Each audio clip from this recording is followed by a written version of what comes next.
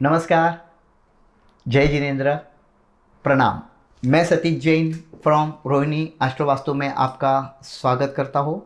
सबसे पहले तो मैं आपको बहुत धन्यवाद देना चाहता हूँ क्योंकि हाल ही में मैंने जो पितरों पे पूर्वजों पे जो डाली थी, बहुत से लोग ने वो देखी, उनको लाइक भी किया, सब्सक्राइब भी किया और बहुत से लोगों के मन में ऐसे सवाल आए। तो उसमें से बहुत ही एक अच्छा जो सवाल है मेरे भक्त ने पूछा है, उस बारे में हम लोग बात करेंगे। तो उसने बोला कि गुरुजी कि मृत्यु भोज करना चाहिए या नहीं। मृत्यु भोज यानी कोई इंसान गुजरता है और उसके पीछे जो खाना रखते हैं तो वो हमें खाना चाहिए या नहीं।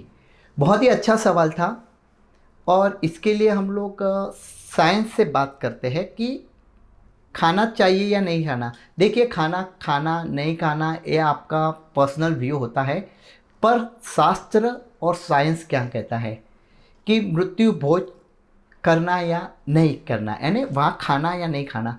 तो देखिए, पुराने ज़माने में जब घर में मृत्यु होती थी तो उनके घर पे खाना भी नहीं बनता था, बाजू वाले खाना बना के लाते थे, क्योंकि उस टाइम में वो सिचुएशन ऐसी थी कि वो दुख में डूबे रहते थे। तो वो खाना घर पे उस दिन नहीं बनाते थे। और उसके पीछे दूसरा भी एक लॉजिक है, बहुत ही सटीक लॉजिक है कि जब किसके यहाँ देहांत होता है तो वो परिवार दुख में रहता है। और कहते हैं ना कि जैसा खाओ अन्न वैसा हो मन। जब वो खाना बनाते थे या फिर घर वाले खाना बनाते हैं तो वो दुख में बनाते हैं खाना, तो उनकी वो दुख की फीलिंग वो अन्न में, वो भोजन में उतरती थी।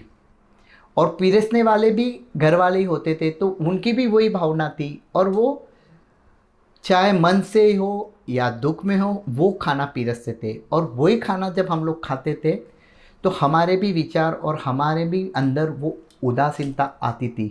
इसलिए साइंस की दृष्टि से मृत्यु भोज का जो करते हैं भोजन, उसमें खाना नहीं चाहिए, ऐसा मेरा व्यक्तिगत मत है।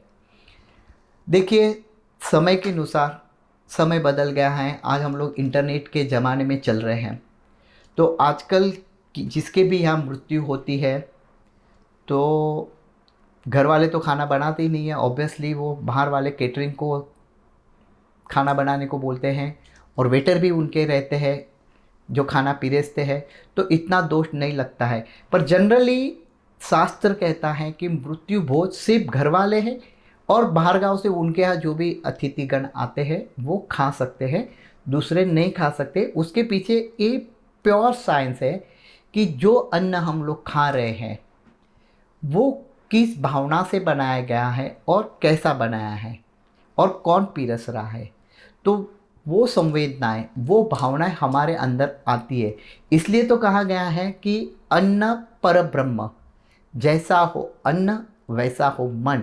इसलिए मृत्यु भोज पे बहुत सारे लोग खाना खाते नहीं हैं।